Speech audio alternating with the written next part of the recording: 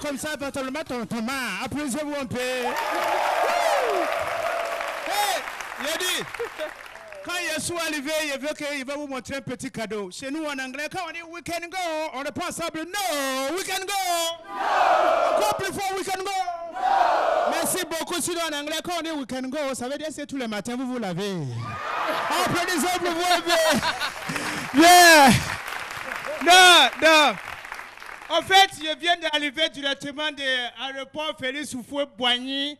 Donc, comme président de Takoradi, Ghana, tout complet, il est venu. Parce qu'avant, nous, on avait beaucoup de choses au Ghana. On a donné nos petits chèques. Tout ça, la Côte d'Ivoire, vous a payé 300, 200, tout ça là. Hein? Donc, nous aussi, on est venu pour échanger avec le président de la République de Côte d'Ivoire. C'est que vous avez beaucoup là, vous n'avez qu'à nous donner un seulement. Vous avez beaucoup, et bien un seulement. Vous connaissez quoi? Bon. On veut pour la donner nous un seulement. Yeah. Ok. Petit Kofi, tu es sapé, hein? Mon bisou. Comment tu vas? Oh, hey. Tu sais, c'est l'émergence, il faut profiter. Voilà, profiter de la vie. Qui t'a habillé même? Moi, je suis habillé par le plus grand styliste de Takoradi. Voilà, donc, c'est l'émergence. Quand tu vois, je suis émergé. Bien évidemment. Je suis émergé. En tout cas, je vous l'aime comme les mois. Comme les mois, c'est que ça veut dire quoi? En fait, je parle trop bon français. Ça cause ça, le président a dit, petit Kofi, désormais, tu es professeur de français à l'université ici. Il va jamais te dire ça. Oui. Merci beaucoup. Oui. Petit Kofi qui ne rate jamais ses midis. Hein. C'est un artiste humoriste ivoirien. Yes. Il aime beaucoup ses midis. Yes.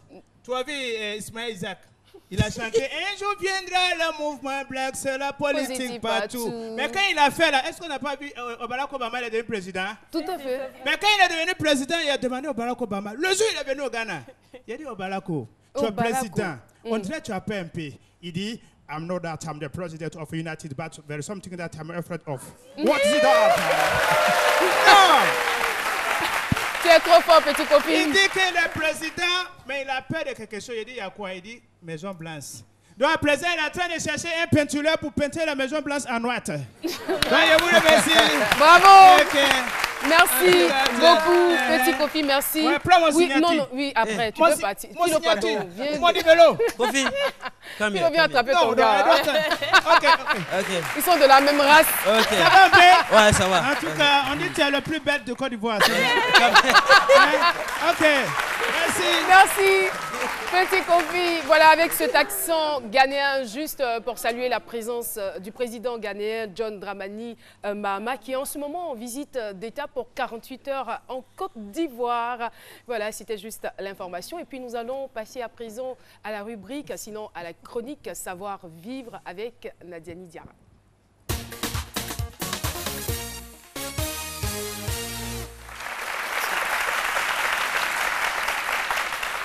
Alors donc, comme je disais tout à l'heure, vous savez, l'affichage aujourd'hui est un moyen très efficace d'information de la population et un canal très puissant de communication. On voit des affiches partout en ville quand on veut communiquer sur un événement ou autre chose. Et mais aujourd'hui, nous constatons qu'il existe beaucoup d'affichages, je dirais, anarchiques. Alors, je m'explique. Au feu tricolore, sur les poteaux électriques, sur les clôtures des particuliers. Partout, n'importe où, n'importe comment, n'importe qui affiche ce qu'il veut. Alors, il y a de tout. Hein. Et en général, ce sont des petites affiches qui sont sous format A4, les petits flyers, là, les prospectus, comme tu disais. Il y a de tout. Il y a les docteurs en tout genre qui soignent toutes les maladies du monde, qui laissent leur numéro. Il y a les détectives privés, eux qui suivent. J'ai vu tout à l'heure en venant d'ailleurs, si vous avez des soupçons sur votre conjoint, appelez-moi, je vais le suivre, un truc comme ça.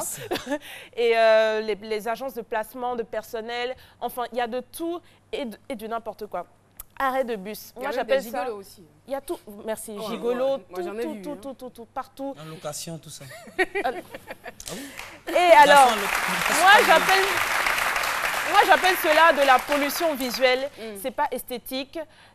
Ça fait sale, ça fait vilain qu'on arrache après. Et ça se fait toujours la nuit. Hein. Vous vous réveillez le matin, il y a plein d'affiches collées partout. Vous ne savez pas d'où ça sort. Les professeurs qui veulent vendre leurs services. Surtout les bétons qui ne séparent pas les voies. Du milieu, là, exactement. Il y a plein d'affiches partout. Les veilles des prières, tout ça en affiche. Tout. Souvent, c'est à minuit. C'est vraiment tard la nuit, les tard enfants. La nuit pour ne pas justement qu'on les voit. C'est Même très pas inesthétique. Oui, Vraiment, tu as déjà j'ai fait ça. On dirait que tu as fait ça. Oui, j'ai fait ça. Arrête. C'était mon petit job de vacances, ça. Bon, donc je t'encourage à arrêter. Il faut savoir, très chers amis qui veulent afficher, ce secteur-là est réglementé. Si vous voulez faire de la communication sur vos services, contactez les gens qui sont compétents pour ça. Il y a des régies publicitaires, il y a le ministère de la Communication qui est là, il y a le Conseil supérieur de la publicité, vous pouvez les contacter. Mais arrêtez d'aller afficher des affiches. Franchement, des fois, je vois des choses, mais n'importe quoi, sur des panneaux stop. Il faut vraiment choisir les Vraiment, endroits. choisissez vos endroits et puis essayons de rendre notre ville agréable visuellement parlant. Ou bien aussi, je veux dire, quand c'est terminé, quand l'événement est terminé, on peut trouver bien le moyen sûr. de pouvoir rendre Exactement. le site propre. Hein. Voilà. Voilà. Tout ça, ça participe à notre environnement et à notre propreté. Merci beaucoup. Et parlant d'environnement, on ne va pas déroger à la règle. Hein. Voilà. On va aller dans le même élan. Il y a quelqu'un qui arrive. Je ne sais pas s'il est déjà en route. Normalement, il devait être en train de circuler ici. C'est moi seul qui ai l'information. Mais laissez-moi déjà vous dire... circuler Voilà. Son nom, c'est Andy Costa.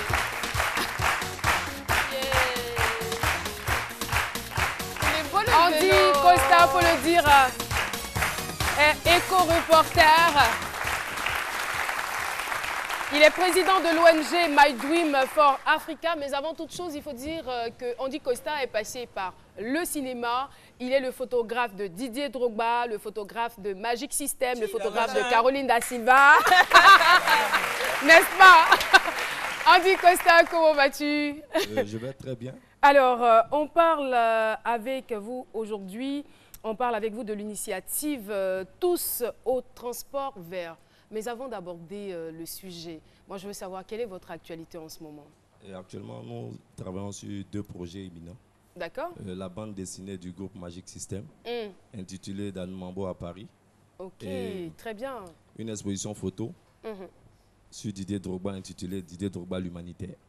Très bien. Alors, l'initiative, je veux dire, de l'ONG My Dream, Tous au transport vert, qu'est-ce que ça veut dire? Tous au transport vert est une plateforme intelligente, éco et santé. C'est une initiative panafricaine qui consistera à faire une mise à disposition de vélos au sein des universités africaines. J'ai pas bien compris. Nous faisons une mise à disposition de vélos. Nous prenons un exemple palpable. Si nous devons implémenter à l'université Félix Houphouët-Boigny, nous allons installer 5 stations en raison de 100 vélos par station. Mais je veux dire, déjà, on veut comprendre le concept. Pourquoi le vélo? Qu'est-ce que ça veut dire qu'aujourd'hui, on abandonne nos voitures pour les vélos ou quoi? Non, pas Parce du qu'on tout, vous pas voit du très tout. souvent à vélo. Pas du tout. Toujours avec son casque. C'est un engagement écologique. Ça ne veut D'accord. pas dire que je ne suis pas souvent en voiture, mais c'est ma façon à moi de réduire mon taux de pollution. Et aujourd'hui, le vélo, il va au-delà de l'environnement. Il résout aussi des problèmes de santé publique. Le vélo lutte contre les maladies cardiovasculaires. Donc c'est pour ça que nous avons décidé d'implémenter notre premier projet à l'université, parce que les étudiants, c'est les décideurs de demain. En fait, les vélos seront au sein de... C'est pour circuler au sein de l'université Au ou sein vous de leur donnez l'université. des vélos pour... Non, c'est une mise à disposition D'accord. des vélos qui... De combien de vélos à peu de près? 500 vélos. 500 vélos. En raison de 100 vélos par station. Et c'est D'accord. des vélos qui seront sponsorisés. D'accord. Parce qu'aujourd'hui, à cause de l'environnement, les entreprises ont une politique RSE, qui veut dire responsabilité sociétale, environnementale. Donc c'est une initiative qui intéresse ces entreprises. C'est leur façon à eux de mener une action communautaire. Le transport vert, c'est sympa, c'est bénéfique, mais est-ce qu'il n'y a pas un risque de rouler en vélo en pleine capitale abidjanaise quand on sait tout ce qu'il y a comme énorme trafic, rythme des véhicules et tout ça? C'est pour ça que pour notre première action, si vous comprenez bien, c'est au sein des universités. Parce que c'est un endroit, Non, je parle du transport fermé. vert en général, puisque vous... Non, vous utilisez votre... aujourd'hui, nous, on ne peut pas implémenter, on ne peut pas prendre le risque d'implémenter le projet hors des universités ou des endroits fermés, parce que pour le moment, il n'y a pas encore de pistes cyclables. Donc, via ce projet, nous faisons un plaidoyer auprès de l'État à prévoir des pistes cyclables dans leur programme de développement. Mais justement, par rapport à vous, à quel moment vous empruntez votre vélo et à quel moment vous empruntez les véhicules? Comme on le dit Si on devait l'évaluer en termes de pourcentage. Comme on le dit dans notre jargon d'éco-citoyen, utilisons du papier que si c'est nécessaire. Donc j'emprunte le véhicule quand c'est nécessaire. Par exemple, aujourd'hui, nous sommes en saison de pluie. Quand je dois aller faire des reportages hors d'Abidjan, je suis obligé d'aller en voiture. Mais du lundi au vendredi, je me déplace à vélo.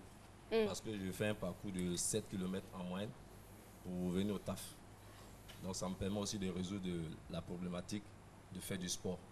Parce qu'il y a un article qui dit quand on a 30 ans, on est plus exposé aux maladies cardiovasculaires. Donc il faut faire en moyenne 30 minutes de sport par jour. L'activité professionnelle ne nous permet pas de faire du sport. Donc moi j'allie mon déplacement au sport. Andy Costa. Et ce que j'ai oublié de vous dire, c'est que la photo de Papa Wemba, comme ça, qui a fait le tour du monde, est de lui. Andy Costa. Voilà.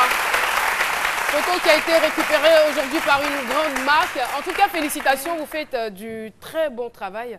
Et puis voilà, je rappelle que vous êtes éco-reporter, photographe et bien sûr président de l'ONG My Dream for Africa. Merci d'être passé sur notre plateau. Je dis un mot vite fait. Pour finir, je dis merci à l'éco-citoyen Fabrice Savoyon qui nous donne un coup de main. D'accord, c'est bon. Merci beaucoup. Et voilà. On va partir pour... Qu'est-ce qu'on me fait de grands signes? Il y a quelque chose dans la poche ou je sais pas. C'est quoi? Dites-moi. L'image derrière. Oui, on en a parlé. Vous ne suivez pas ou quoi? Mais qu'est-ce que vous avez à troubler l'émission comme ça? Merci et au revoir, Andy.